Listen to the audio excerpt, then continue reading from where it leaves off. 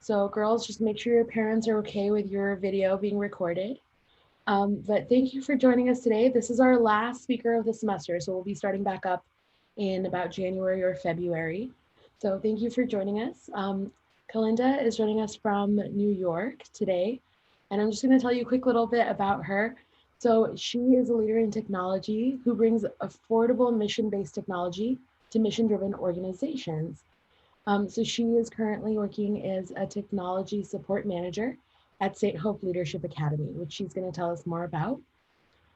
So St. Hope Leadership Academy is a nonprofit, and that's what Girls Code Lincoln is too. So similar to how Kelenda works in the nonprofit sector, so Girls Code Lincoln is also. So you know a little bit about how that works already. But she loves helping people learn how to improve their lives with technology and using technology to improve the community. So, Kalinda, take us away. Okay, so my name is Kelenda Allen James, and I've been working in technology for 20 years. I started with the Kentucky Economic Development Cabinet, and what they did was bring companies to build factories and businesses in Kentucky, and then find places around the world to sell Kentucky products like the Louisville Slugger baseball bat. And in this position, how I helped my community was, first of all, I was able to connect the emails between our offices in Sao Paulo, Brazil, and Tokyo, Japan, with our offices throughout the state of Kentucky.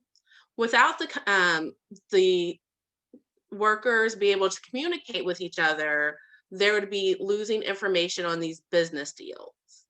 I also kept the phone system running because you can't ask me about a product if my phone doesn't ring. So having these background infrastructures allows people to do the jobs and the connections they need to improve their surroundings.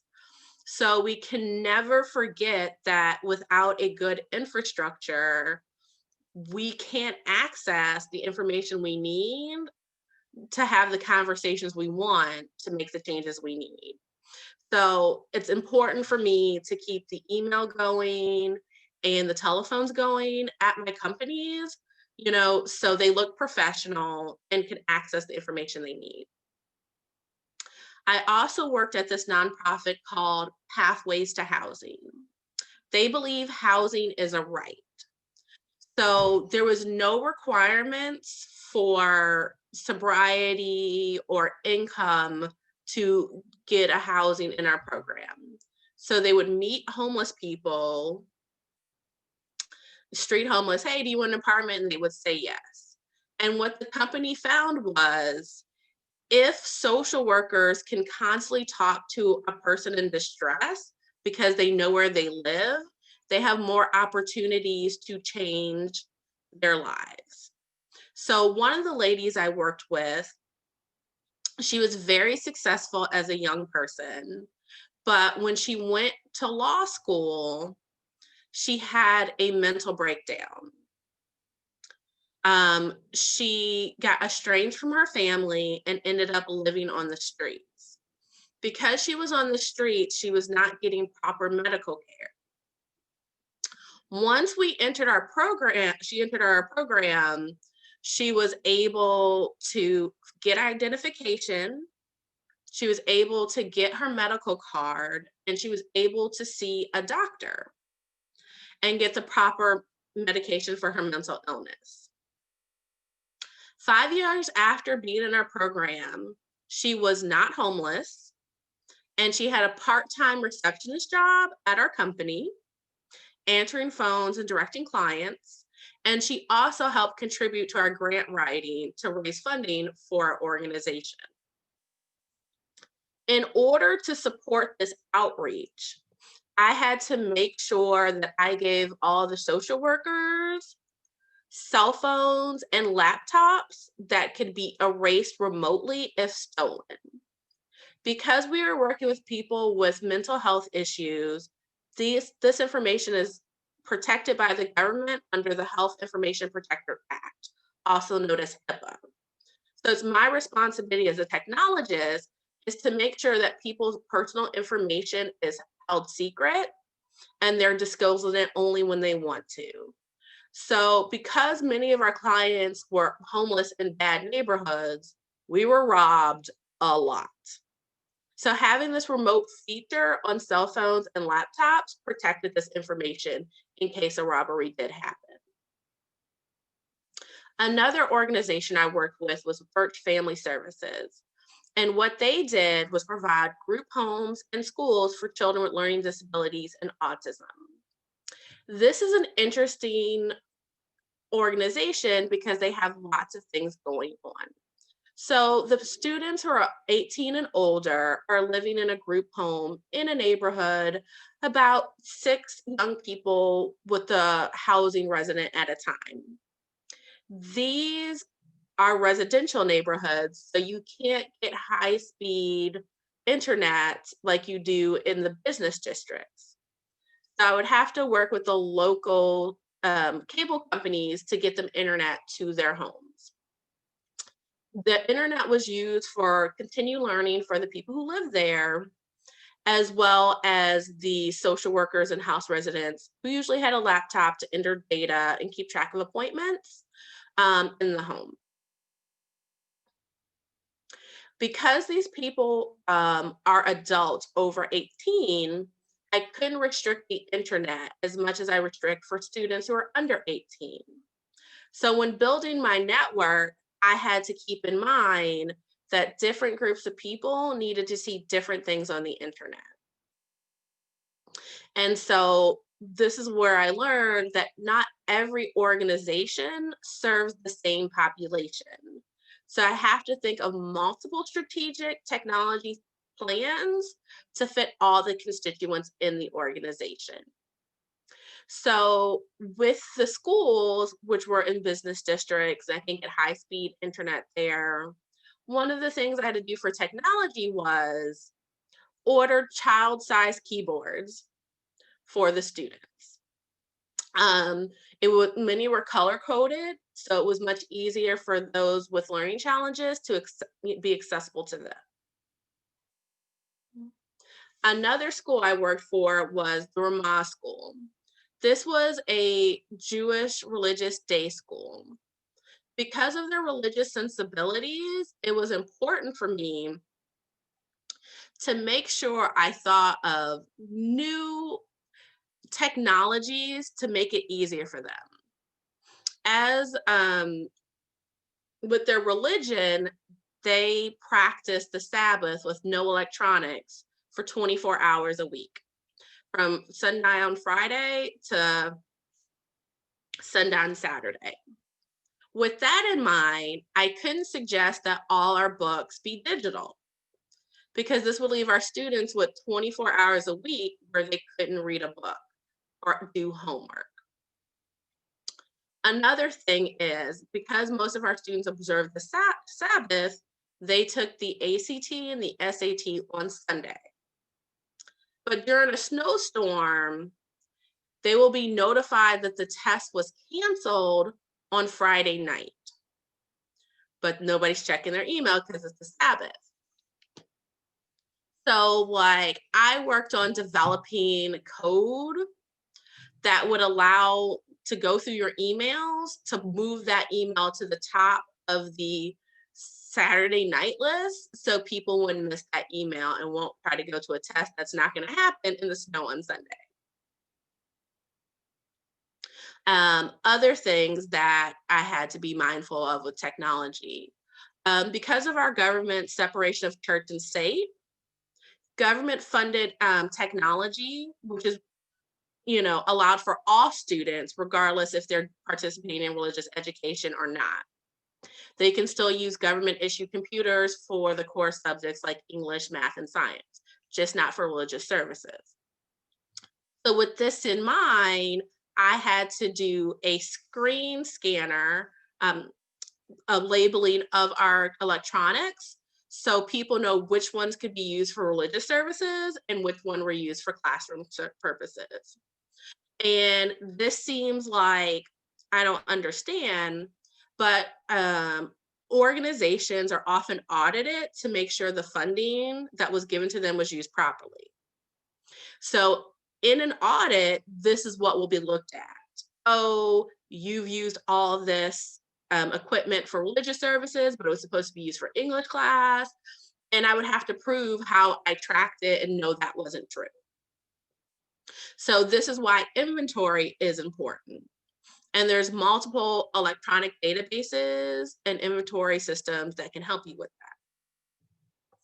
Okay, my current school is St. Hope Leadership Academy. It is a charter middle school in New York City, 300 students, 6th, 7th, and 8th grade. We share our building with 2 other schools, a public elementary school and another charter high school. Because of the Child Protection Act and the Federal Information Acts for Parents, Student Records, FERPA and COPA, it is important that I keep all student information private. So it is important for me to make sure these other 2 schools who are not part of me are separate from my network and can't accidentally get our information. One of the ways I do that is to have an overly complicated Wi-Fi password. If you can remember it, you deserve to get our internet. But I make it difficult so other students don't accidentally bump into our network and see somebody's report card when they weren't supposed to. Right now, many of our students are working remotely because of COVID. About 10% of our students are in the New York City shelter system. And not all the shelters have internet available. So what my school is doing is we are providing computers and Wi-Fi hotspots for any student that is in need. Currently, we have 6 people working on attendance, so we make sure that we have over 95% of daily attendance of our students. One way technology helps with that is we have a self-check-in attendance portal that has a gauge to let you know how many people are in school that day. This allows not everybody to be called, but only the students that are missing. And because of this automated information, we can start looking for students by 9 a.m. when school starts at 8:30 a.m. So if they overslept, they don't miss the whole day. They can get a personalized call from their attendance advocate. Another way we are using technology, because of social distancing, many art classes have to be remote because many art supplies are shared. So our students are using Adobe Spark to do mini digital art projects to participate in the creativity that is art. We will do cross-discipline work where students will use art ideas to build covers for their ELA class where they discuss books they've read or books they want to write. So they can write a synopsis of the book they think should be written and design a cover, using the ideas they learned in art. So this is one way that technology is cross-discipline in the school. Another way we're using technology in the school, as I told you early, we have the partnership with Harlem Grown. With a internet connection and a video camera, I can let my green team, who's actively working on the farm, communicate with students in Brazil about their community farms. That allows our students to know that they are not alone in this world. And just because people are not next door to them does not mean they're not having similar challenges and success. Another way that we are able to use technology in the community is that we are a school for restorative justice, meaning that we're looking for non-punitive ways to deal with problems. For example, if a student picks off all the keys on the keyboard, I can hold them for responsibility time. In that time, I can take them underneath my wing and he can help me do school inventory. He can watch me replace the keyboard to see that the keyboard replacement cost me $17 and it takes me 15 minutes to fix it. And then I have to walk it back to the classroom. Sometimes seeing the ramifications of your actions keeps a much better reflection for the student than just giving me $17. And with these things, we're also working on the social and emotional of our students. So one thing we've done is like repurposed some iPads for social emotional work. So if you need a break, you can let your teacher know. We have a little corner set up in the room. You can put on your headphones. You can play your favorite song on YouTube. You can listen to a calm app meditation, reset, and then come back and join the school community. Activities like this have reduced the need of out of school suspension, because when a student is not in school, they are not learning. And the more time you're out of school, the more opportunities you have to fall into the bad crowd. So these are different ways that I've been using technology to better my community. Thank you for letting me share, and I can take some questions.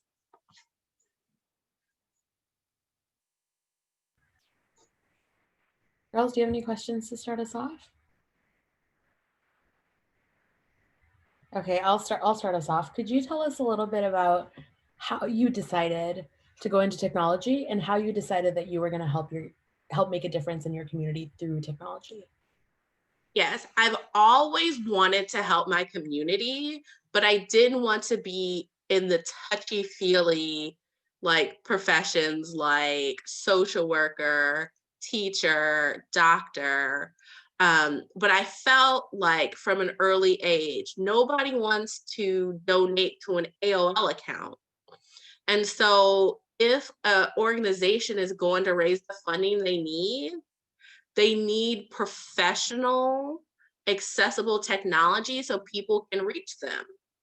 And I wanted to be a part of that. And with technology, I can be forward facing with people at the help desk capacity, going to people's desks, talking with them, planning, or I can have some alone time by going into the server room that is secure and just meditating in the nice air conditioner until I regroup and want to go back into the greater community.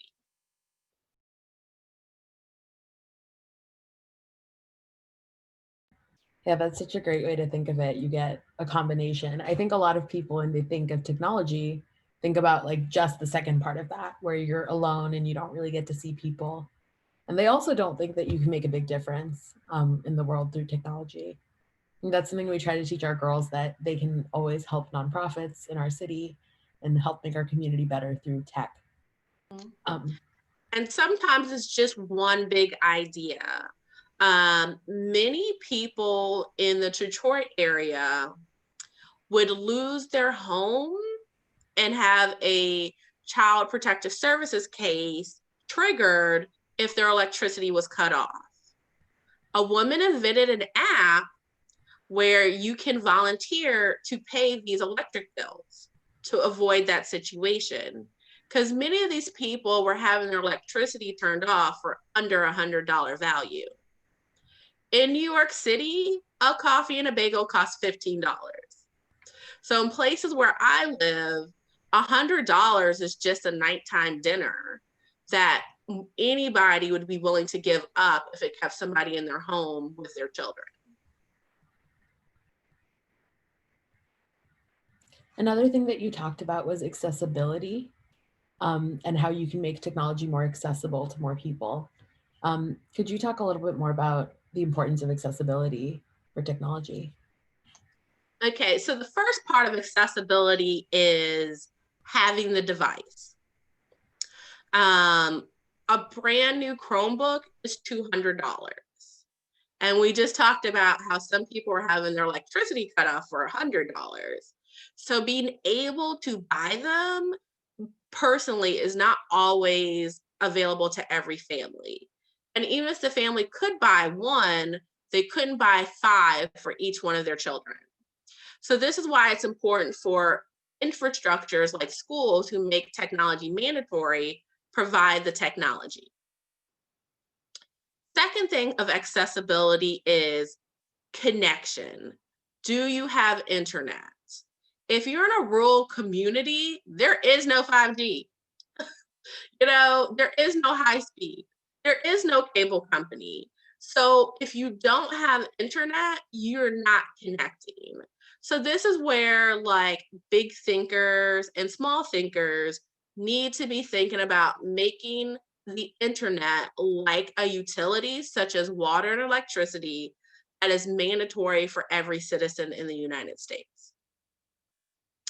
The third part of accessibility is understanding of use. Many people think because a student can use a cell phone to access entertainment, they know how to use technology. Technology is wide and broad. It's from robotics to like making an email get from one computer to another computer, to like design thinking, to artificial intelligence. Technology is a wide open space. So when we are giving technology, we must not give it with assumptions. We must always give it with training. We recently went from Windows 10 machines to Google Chromebooks. 50% of our students didn't know how to make a capital letter without the cap locks button. So not all technology is intuitive. Much technology participation is done by memory. So as you know, add new information, you must add training. So that is the like third component of like accessibility is training as you give the technology. If not, it becomes a giant paperweight and it becomes the object of shame for the person who needs it.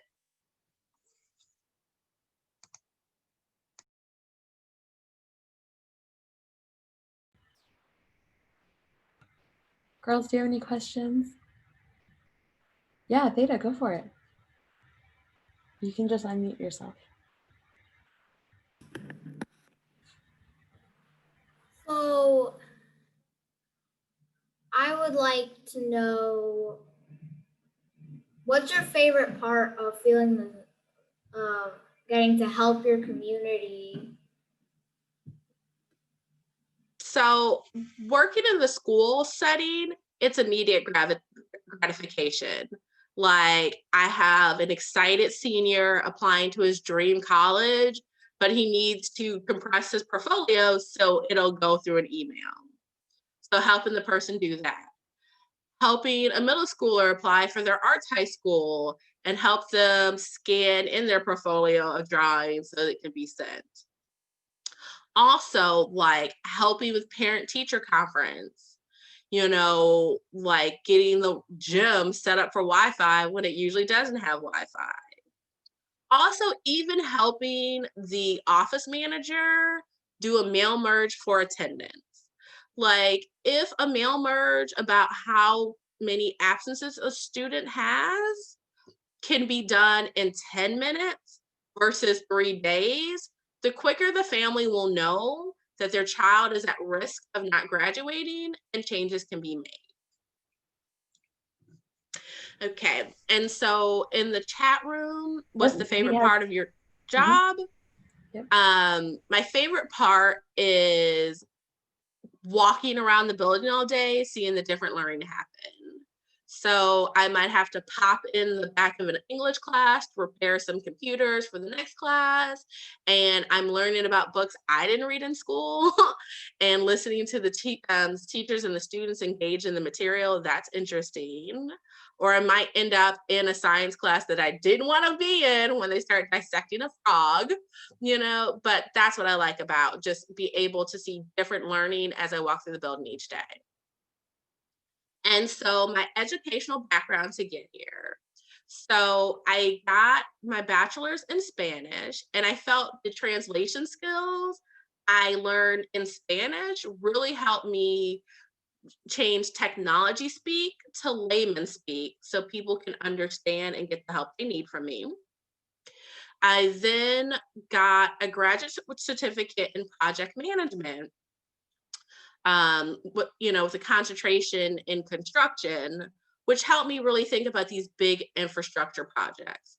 Like, how do I turn a 90-year-old school building filled with asbestos into a technology hub without endangering the community by disturbing asbestos? These are like out the box construction and technology questions. And then I got a master's in information systems with a concentration of technology leadership. And this is about building technology teams with the right people to get the projects done. That's about learning how to talk money and mission with the C-level executives in the corner office to get these projects off the ground. So that's my educational background. And because technology is ever changing, I'm always getting industry specific certification throughout my career. So during this pandemic, I continued my studying since I had less time to go out with my friends, and I became a Salesforce administrator. Salesforce is a customer relations database. It allows people to track the information with potential buyers or potential customers or potential donors, so they have the information, to contact them later to ask for resources or ask them to buy a product. I also became a Microsoft Teams administrator. Microsoft Teams is part of the Office 365 suite, which allows you to collaborate and communicate via phone and video calls with your coworkers and share documents and keep track of different conversations all in one place. Hello, sorry for joining late, but it's so great to have you. Thanks for chatting with us. I had a question just hearing you talk about some of the bigger projects and then like interactions within schools. Which do you prefer? What do you find more rewarding? Like the big projects and ways that you can impact a community kind of on the large scale, or do you prefer working with people one-on-one and kind of helping individuals? Like, all interaction is global interaction. So if I help one English language learner use Google Translate and he takes that back to his parents, his whole household has been elevated with communication and access to more resources in the community. If I produce a one-to-one computer program for a group of middle schoolers, when they go to high school and are issued a computer, it won't be shock and awe for them like the students who didn't have computers in middle school. And also, talking to students about me being a woman in technology is just radical. Being a woman in technology who is married but still working in a religious school is radical. Literally, being myself is a mind-blowing community changer. So we always have to remember, no matter what we impact, positively or negatively, it has a ripple effect. I love that. That's such a great point, just how like helping one person can continue to help others. I am curious what some of the challenges are that you face either in your day-to-day life or maybe just some of the challenging points in your careers, maybe criticisms or I don't know if it's related to women in tech or not, but just some challenges you've faced. So there's many stereotypes. So recently the Verizon person came into my school to update our internet. And he gets on the phone, he's like, I'm waiting for the IT person. I'm like, I've been the IT person the whole time since you've been here. And these are my IP addresses, and this is the subnet I want. But because he sees me as a Black woman, he assumed I was a school secretary. So it is just my duty to just be fabulous and professional at all times, and other people will get to it. But part of it is our society. If you Google director of IT, in Google Images, you will not see me. You will not see a woman until like picture like 3 on the 3rd page. And this is why representation matters. Like every time I come to a table, I elevate the organization I'm in. You know, I bring my life experience with me.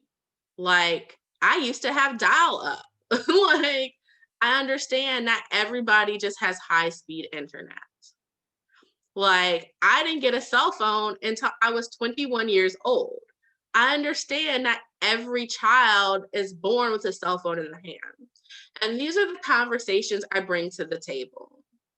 When you have different perspectives and different understanding, more innovative and helpful work gets done. What's your best piece of advice to overcome some of those stereotypes when we experience them? So one of the things I do is I keep an awesome list on my cell phone. We have to remember we accomplish things every day. You got through 1st grade, you got through 3rd grade. These are accomplishments. You know, you learn to ride a bike, you learn to drive a car. These are accomplishments. You passed the driver's license test, which is like a paper test plus a driving test. That took effort. People like me had to take it twice, but I accomplished. You know, when I took the Salesforce exam, I failed it 3 times. You know, and I failed it 2 times, the 3rd time I passed. But after I passed it, I was able to get a consulting job and send my first independent invoice and earn $75 for 3 hours of work. And if I had never retaken the test because I failed the first time, I would have never made that accomplishment. So we have to remember that life is not a straight line. Sheryl Sandberg in Lean In said you should think of your career like a jungle gym. Sometimes you're going up, sometimes you're going to the side, sometimes you're going down, but you're always in the game.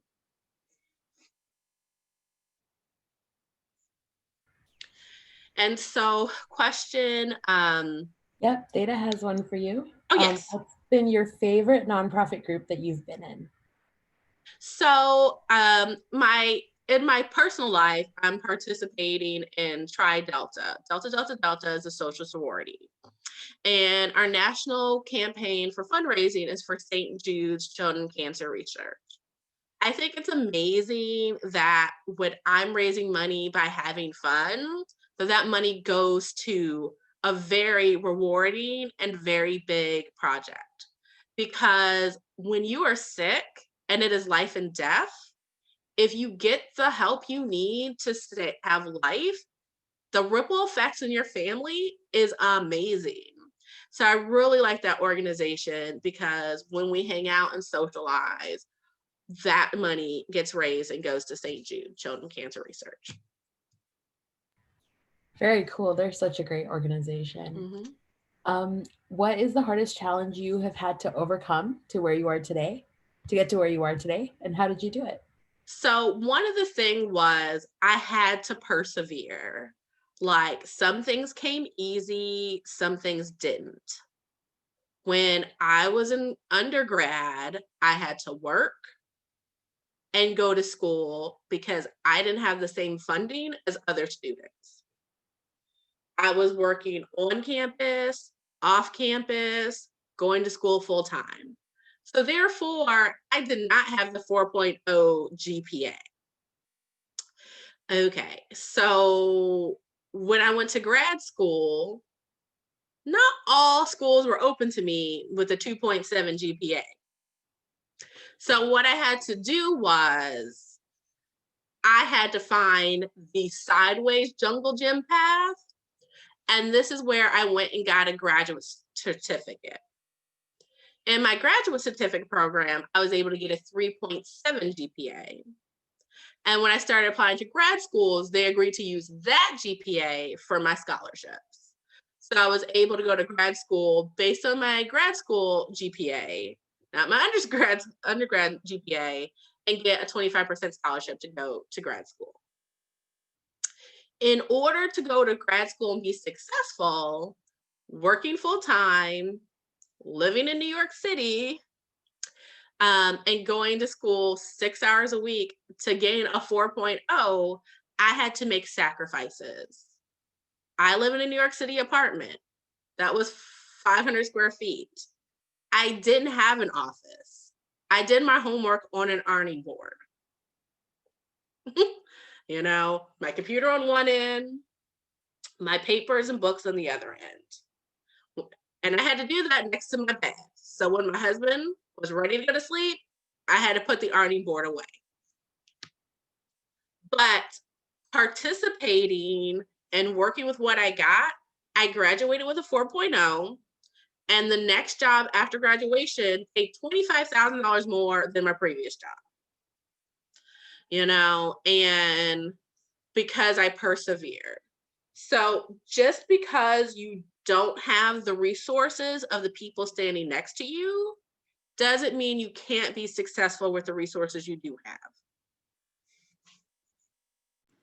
I love that. That's such great advice. And I really like the analogy with the jungle gym, just because there are so many different paths that you can take to get to where you want to be. One of the questions that we always ask our speakers is how they would advise the girls to empower women in their lives, and just kind of advice that you have for the girls to bring other women up with them, or just any career related or school advice. But well, first of all, is there is no competition. The competition is part of the patriarchy and it's in our head. So the girl on the desk next to you, she's not your competition. Like, she's not thinking about you. So there's no need to be mean to her in the cafeteria to roll your eyes at her or keep her out of the group, because she's not competition. She is a person, if you talk to her, who has the same struggles as you. So first of all, let go of the competition amongst women, because it's fake and it's not helpful to us. Secondly, it is okay to have conversations and share freely. Like, I got my first job because I was telling my former coworker where I bought CDs on the computer, because that's how we used to get CDs back in the day. There was no download. You had to buy a CD and then mail it to you. And so just having real conversations with real people without it always being the pursuit of what you can give me will also improve the environment. And even if you are not at the top of the food chain, a student president, you know, captain of industry, you can still offer somebody and something to the group. Like, for example, you can always give a book recommendation of the books you've read. You can always offer that to the group. You know, you can always offer a recipe that you just cooked, you know? And the freest thing that anybody can give is kindness. Kindness should be plentiful, but it not always is. And your consistent kindness will reward you by the universe and in the future. Because one of the jobs I got, the receptionist was one of my classmates who was at graduation and had no place to sit, and I let her sit with my family. I am certain that conversation came up when the supervisor asked me, what do you think about this candidate? They remembered that kindness and they shared it. So we have to remember that everybody is interconnected. Everybody has a cousin, a coworker, a brother who knows somebody else. So what we say will be repeated. So make sure what's being said by you is kind and you want it shouted from the rooftops. That is such great advice. We try to always be as good as we can be, and try to always help others, right, girls? Hopefully you're all doing that in school too. Girls, do you have any other questions for Kelenda?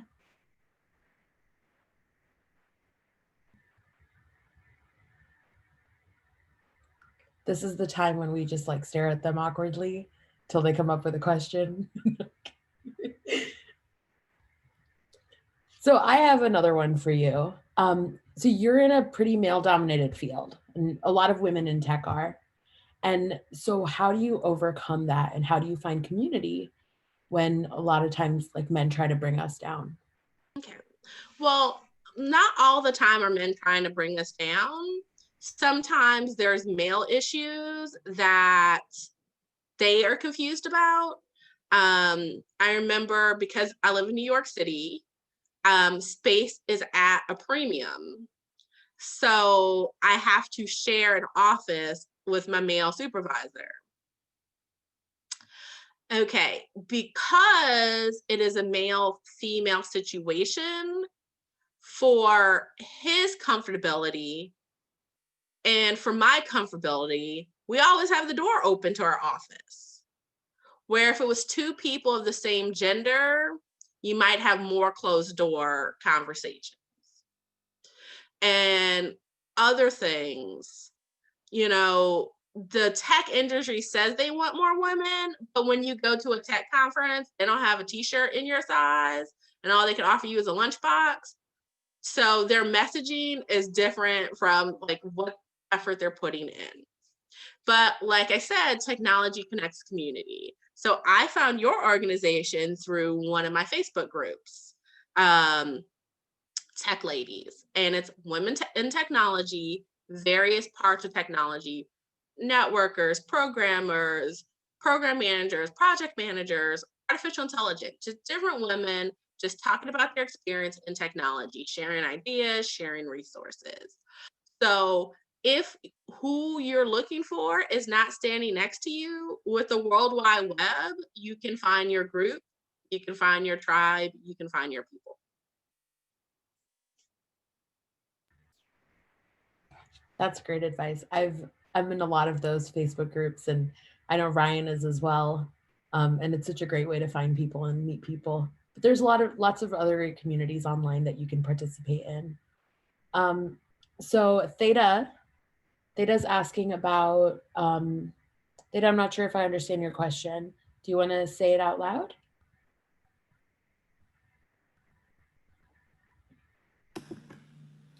So, what would be your advice in making sure that you feel like you're making the right decisions and making sure that you feel like you're making a positive impact?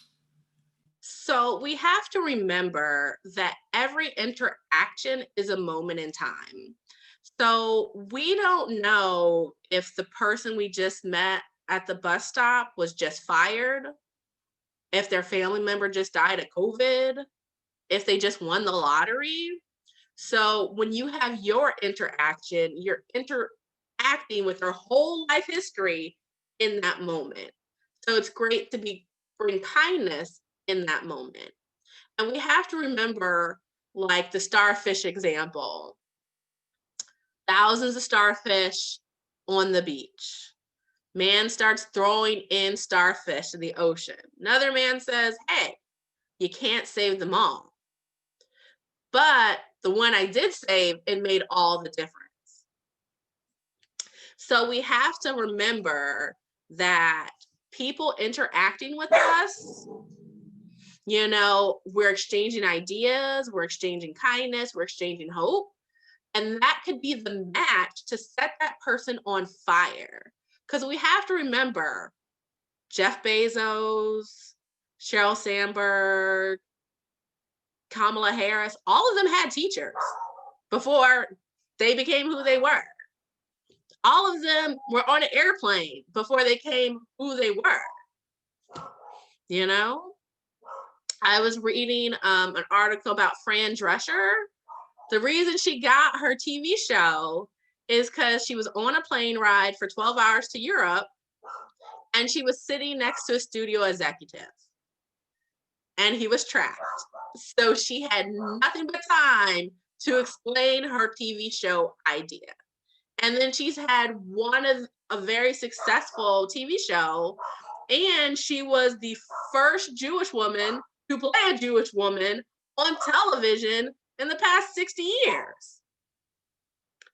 You know, and that came from one chance interaction. And her playing a Jewish woman on TV was representation that a lot of people didn't see. So we have to remember every single action has a reaction.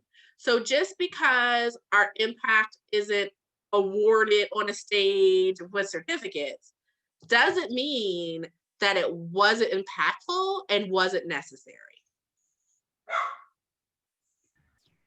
That was awesome. I'm a huge fan of Fran, so I'm sure our girls don't know who that is, but you'll have to do some research because her show's really good. Vivi was asking if you have a favorite book. So one of the books that's my favorite in my professional life that I recommend all the time is The First 90 Days. And the book is about how to make a professional impression in your first 90 days of work. In the book, it just describes 5 different types of companies and what you would need to do to be successful. But one of the key tips is set expectations at the start. A lot of times we want to be people pleasers, but we should not promise people miracles if it's at the detriment of our safety, our health, and our energy. So setting expectations at the beginning will save everybody remorse later. And those expectations are things like, oh, I can help you move for 2 hours this weekend. Don't give them the whole weekend if you have other things to do. Say, I can help you move for 2 hours. That's setting an expectation. Be like, oh, I'm going to church with my family on Sunday, so I can't study homework with you on Sunday, but I have an hour after lunch or after school on Monday. These are setting expectations that will let the person talking to you know that what you say is true and you're just not doing it not to make them feel sad. And it will also protect your energy and time so you can do all the things you want to do. I think that's great advice. Follow through is super important. Girls, thank you all so much for all of your questions, not only tonight, but throughout this entire speaker series. It's been so nice to have you engaged and asking insightful questions, and we just hope that you've learned a ton talking to women from all different areas of both the technology fields and non-technology fields. It's been really fun. Kelenda, we really appreciate your time with us tonight. Thank you for chatting.